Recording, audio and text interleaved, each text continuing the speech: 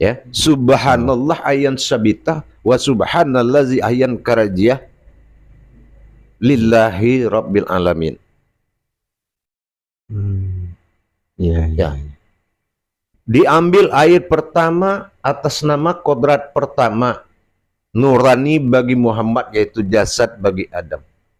Yang dibersihkan adalah hadas, yaitu perbuatan yang kita suci bersihkan yang pertama. Bismillahi ya nuri, ya nur. Kita suci, kita bersihkan satu kali dengan air itu, air Marifatur Nurullah wa Nur Muhammad. Iya. Itu gabungan kodrat dari air Zam-Zam, air Al-Kausar, itu namanya air Marifatur Nurullah Nur Muhammad. Jadi begitu kita sucikan nur itu dari sifat kita yang kotor. Yang kedua, Bismillahi ya Muhammadun. Ya, kita sucikan rohani kita dari hadas perbuatan kita yang mengotori diri kita. Yang ketiga, Bismillahi ya batinu, itu Allah. Kita bersihkan nyawa kita. Batin melihat ketiga wujud itu dalam 3 kali pensucian, pengambilan air. Bismillah ya nur, Bismillahu ya Muhammad, ya, Bismillah ya Allah. Nah, itu baru 3 kali. Ya, insyaallah. Ya, apapun af'alullah, semua gerakan Allah. Sholat gerakan Allah, maling gerakan Allah, bunuh orang gerakan Allah. Jadi itulah dosa kita. Coba, di mana ada dasarnya orang maling berdosa, orang bunuh orang berdosa? Karena dia bawa gerakan Allah. Af'alullah. Insyaallah. Nah, dan kenapa orang beribadah berpahala? Karena itu gerakan Allah. Jadi itu dasarnya, Bu, ya. Ya, makanya terjadi wudhu, taharoh namanya. Gitu. Jadi yang sebenarnya kalau dia tidak paham mana hakikatnya, itu hanya istinja gitu, Bu, ya. Istinja. Tapi kalau dia paham hakikatnya, itulah yang dikatakan taharoh. Nah, itu dia. Jadi kalau istinja membersihkan najis dari jasad. Ya. Nah, tapi kalau taharoh, ta ibadah, ha itu zat, roh itu hidup, hayat. Jadi membersihkan hayat Allah ini dari najis, dari hadas. Nah, itu yang dikatakan taharoh, itu katakan taharoh. Jatuh 3 kali, 1 untuk nurani, 1 untuk ruhani, dan 1 lagi untuk rabani. Maksudnya kesana, nah, gitu. Nah, itu. Jadi nurani, rohani, rabani. 3 kali. Sehingga kincelong dia. Oh, gitu. Coba di atas senter, di atas kaca kita taruh debu. Ya. Kita bersihkan, mulai bersih. Di bawah ada cahaya nih.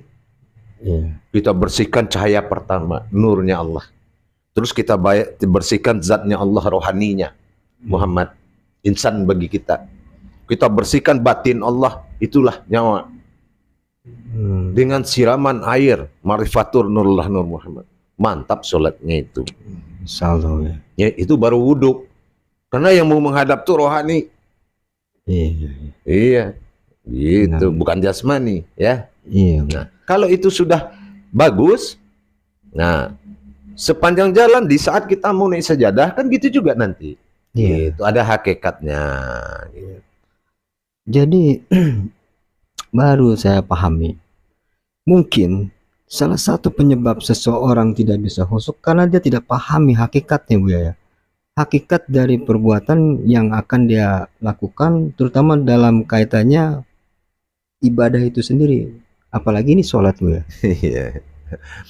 Ya karena gini, yang namanya Allah memanggil nurani dan rohaninya kepada Rabbani, siapa yang bisa menghalangi? Makanya sholat itu wajib. Karena hak dia yang dia panggil. 3 kodrat Allahu Akbar. Allah zat, hu batin, akbar adalah sifat.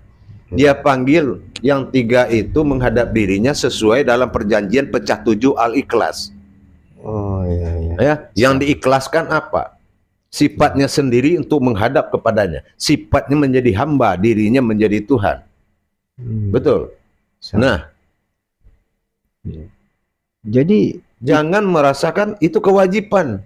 Wajib. Wajib, ya. Iya, iya. Kita panggil anak kita pulang, kok orang larang-larang, nggak bisa dong. Iya. Salam ya. Karena dianggap ini peraturan. Ya. Nah, itu dia yang merusak akad sholat tadi. Oh.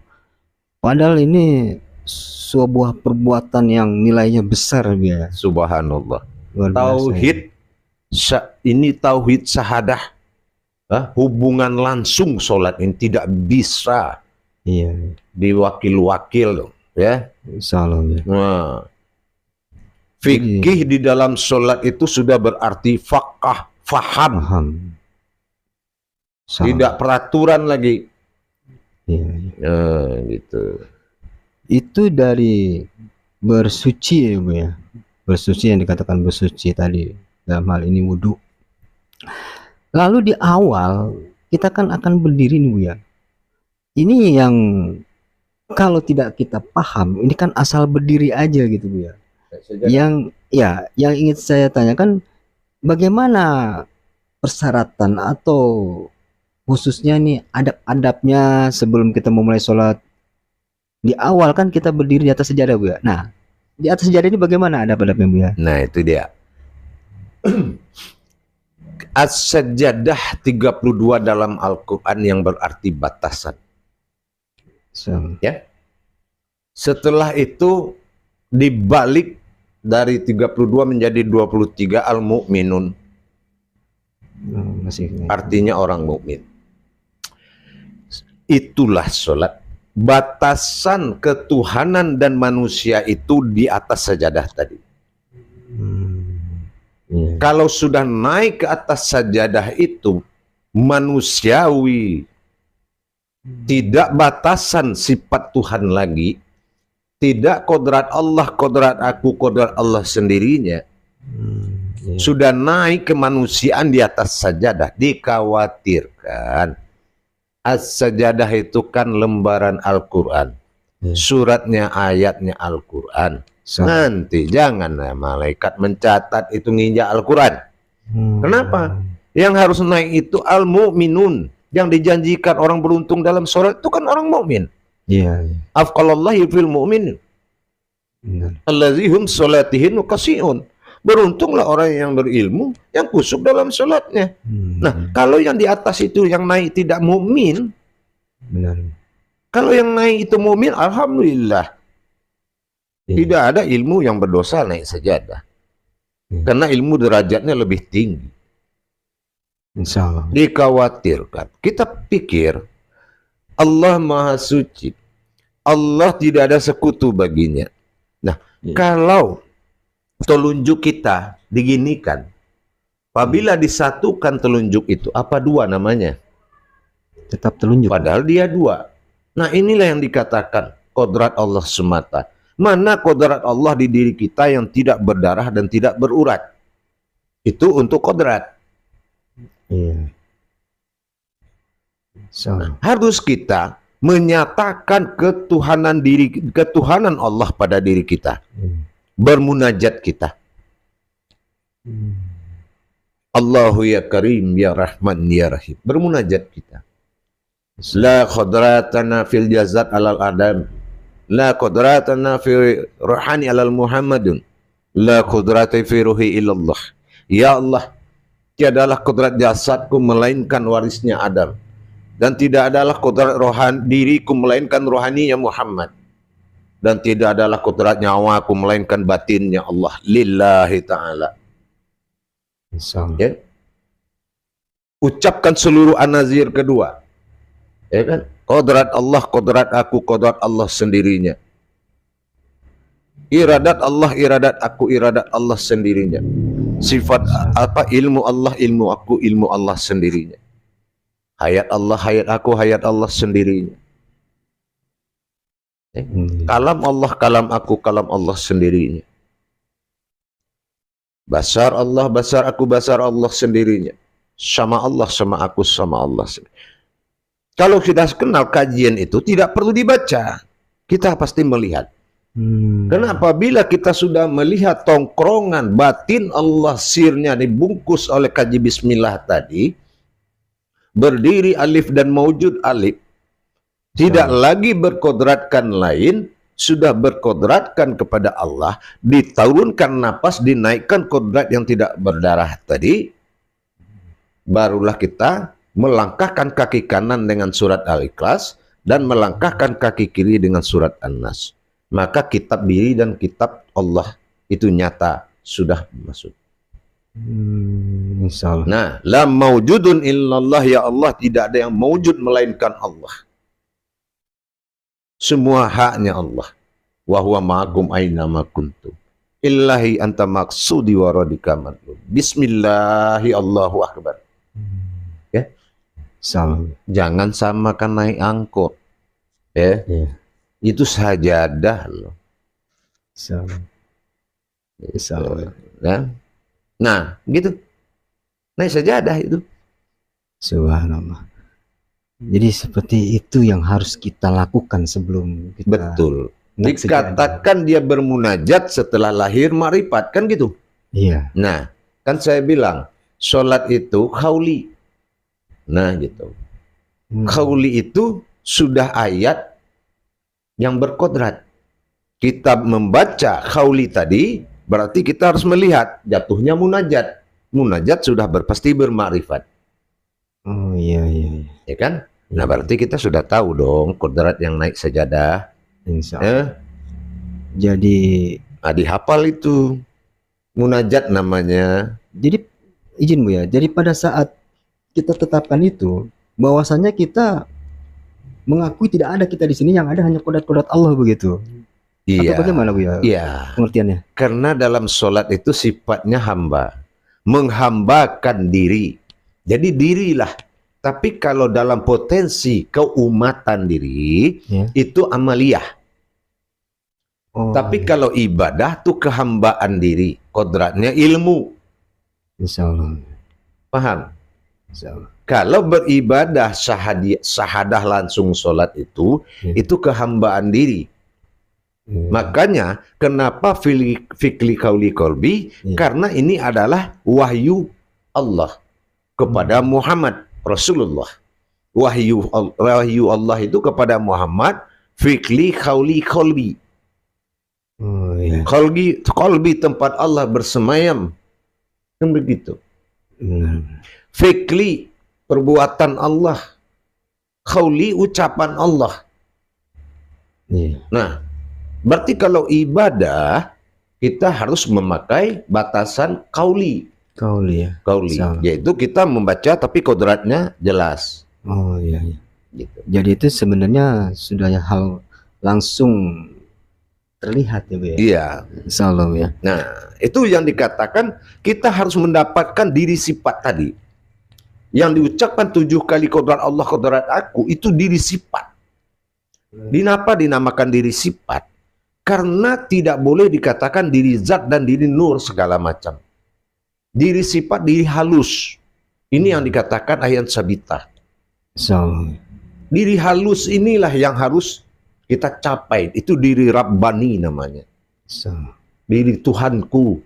Rabbani diriku. Ni itu ni. Panggilan dirinya Allah tuh ni. Rabbi. Itu diri kekuasaanku. Begitu. Insyaallah.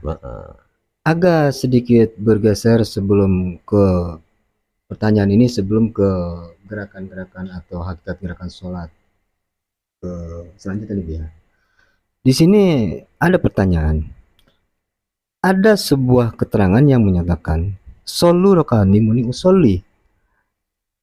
Untuk memahami ini saya kurang ini nih Bu ya, karena sholatlah kamu seperti melihat aku sholat, kata Rasulullah. Ini seperti apa? Juga pertanyaan kedua, apakah kita sholat sendiri dengan sholat berjamaah itu sama? Karena kalau sholat rame-rame atau berjamaah itu kan ada imam Bu ya. Lalu kalau kita sendiri, siapa imam kita Bu ya? Nah itu tadi.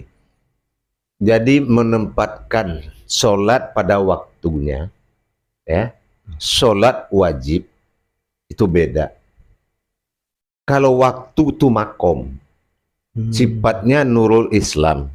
Jadi imam yang di masjid itu imam nurul Islam, ya, imam ibadah, tidak imam diri.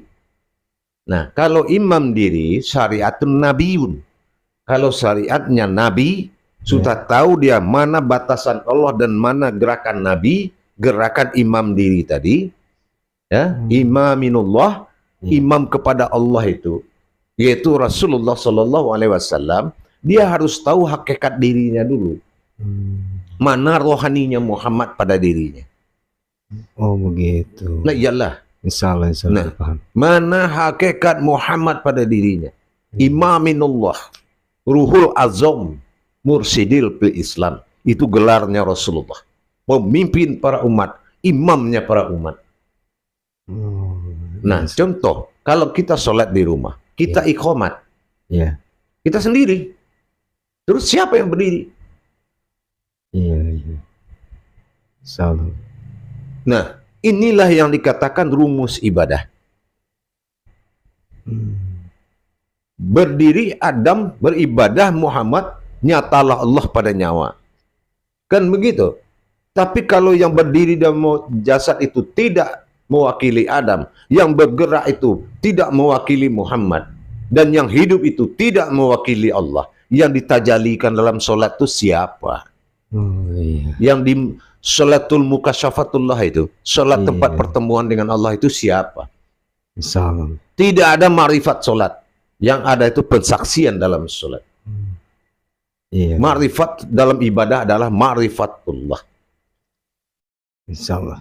Paham? Insya Allah Bu. Nah, jadi itu wawasan. Karena kajian kita kan hakikat, tidak perlu diteruskan. Ya. Insya Allah Bu. Terus usoli. Iya. Orang berniat baca usol. Usoli itu bukan nawaitu. Bukan kelasnya hadis. Usoli itu adalah waktu usulal fil isrotin. Itu adalah tempat asal mula diri jadi. Jadi dia harus tahu mana kolbi dia yang tempat dia dijadikan Allah dulu. Jadi di saat dia baca usoli, dia harus menatap ke situ. Kalau tidak sampai niatnya kepada Allah. Jadi menatap ke situ menandakan di sanalah usul begitu ya. Nah, yang kedua menghalalkan rakaat setelah membaca usoli, dia harus membaca satu kata Alhamdulillah. Dengan niat membayangkan, bermakrifat, melihat dia berdiri, ruku, sujud, balik lagi. Hanya satu gerakan saja, satu rakaat. Berarti alif, lam, ha, min, dal, ha, Alhamdulillah. Artinya hamdulillah, pergerakan Allah, hamdulillah. Itu harus dia lihat dulu. Kalau tidak halal bagi dia untuk bergerak. Subhanallah. Gerakan saja harus dihalalkan. Iya, benar. Subhanallah. Ya, nah gitu. Ini yang dilalaikan oleh umat Islam, yang adab-adab kepada Allah ini. Adab-adab hakikat. Iya, iya. Benar. Setelah usuli, Alhamdulillah Rabbil Alamin. Alhamdulillah. Nggak perlu sampai Rabbil Alamin. Alhamdulillah. Alhamdulillah. Maka dikatakan segala puji bagi Allah, Tuhan semesta alam. Nah, Iya. dikatakan gerak Allah sendirinya setelah af'alullah, sifat ha pada tulisan Allah. Iya. Ya. Maka tidak ada gerakan kita lagi diikuti oleh setan dan iblis. Subhanallah. Kesana maksudnya tuh. Nah, itu dia. Gitu. Iya, iya. Kenapa? Sholat bisa rusak oleh gerakan. Ma'rifat bisa rusak oleh gerakan. Iya, iya. Maka wajib seseorang secara hakikat menghalalkan gerakan tadi. Iya. Itu di saat usoli Bu ya. Iya. Langsung kita pahami makna usoli itu sendiri Bu ya. Iya. Ketika kita selesai mengatakan usoli, kita kan takbir Bu. Takbiratul ihram. Iya. Hakikat takbiratul ihram itu bagaimana Bu? Makanya saya bilang, ihram itu adalah menjadi satu kodrat. Tapi kenapa ihram menjadi satu namanya? Bertahbirnya diri, menyatunya diri kepada Allah. Ihram ini kalau di Mekah pakaian tidak berjahit. Ya. Artinya tidak ada batas lagi. Oh, Maksud bisa. satunya itu Iya. sudah tidak ada batas. Artinya kemanusiaan itu sudah nggak ke bawah. Maka dikatakan ini ihram. Syarat pertama hakikat sholat ihram. Iya. Ya kan? Nah, jadi inilah yang dikatakan. Kenapa syahadat di rukun Islam nomor 1? Karena ihram ini itu semua diatur oleh syahadat. Oh, iya. Syahadat artinya menyatukan, syahadah langsung, ahad menjadi satu. Inilah ihram. Oh, insya Allah, Buya. Nah, itu. Jadi izin Buya nih, saya teringat yang pernah Buya sampaikan. Gagal mendirikan syahadat, gagal pula mendirikan sholat. Pasti. Ternyata di awal itu pentingnya syahadat, makanya syahadat itu di pertama kali posisinya Buya ya. Ya. Hanya orang sekarang ini di nomor 2 kan, sepertinya. Satunya malah sholat. Ya, sholat itu mendirikan syahadat. Oh, Nah, gitu. ya. Coba yang lebih memprihatinkan, kita lihat ibadah orang sekarang. Maaf. Ya. Takbir itu jadi syarat. Padahal dengan satu patah kata, Allahu Akbar, kalau tidak jelas, nafis isbat, mana yang disingkirkan dan mana yang ditetapkan. Dan Tuhan mana yang engkau panggil Allah. Dan kemana bata batinmu saat kamu memanggil Allah, Tuhanmu. Apakah tulisan itu yang kamu sembah? Iya. Itu hakikat. Dan melipat tangan, qabla mutu anta mutu, emang itu sudah merasa mati atau pura-pura mati? Gitu. Subhanallah. Karena sholat ini dituntut salawatul fil mi'raj. Sholat itu adalah sebuah perpindahan. Dikala jasad menghadap kiblat, diri harus menghadap Allah. Iya, iya. Nah, setelah tahu kita hakikat diri yang berdiri tadi, Iya. yang telah kita bersihkan dari wudhu, yang kita telah halalkan rakaatnya, Ya. setelah kita nyatakan kodrat yang naik sajadah, Iya. setelah kita halalkan rakaatnya, Iya. baru kita siapkan kodratnya, itu takbir. Kan begitu? Iya. Setelah nyata di situ berdiri tubuh fanafilah tadi, ya, mana di situ berpegang kepada rohani sifatnya Muhammad, nurani sifatnya Adam, ya, Rabbani sifatnya Allah. Kalau ada nur, ada zat, ada batin, tapi tidak jadi umat, apa bisa dia dipanggil umat? Enggak bisa. Tidak bisa. Enggak bisa. Nah, maka masuklah dari 7 sifat Allah yang berdiri tadi, qadar, iradat, ilmu, sama, basal, kalam, hayat, yang dinamakan dengan maknawiyah atau makni, Iya. ya, yang berasal maujud menjadi rohani Muhammad dan nuraninya Adam tadi, baru masuk tubuh batin Allah. Nah, itulah Al-Fatihah.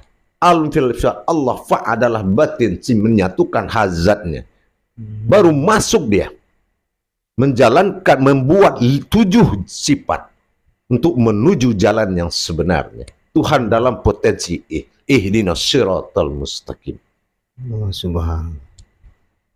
Menghadapi alif yang hilang tadi. Iya. Ya, menemui alif yang hilang di dalam Al-Fatihah tadi.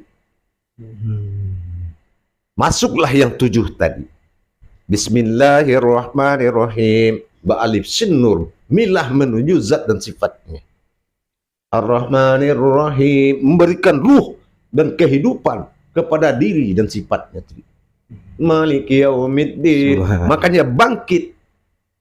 Menyatu dengan yang 3 itu. Ya karena na'budu wa iyyaka nasta'in. Baru dipecah.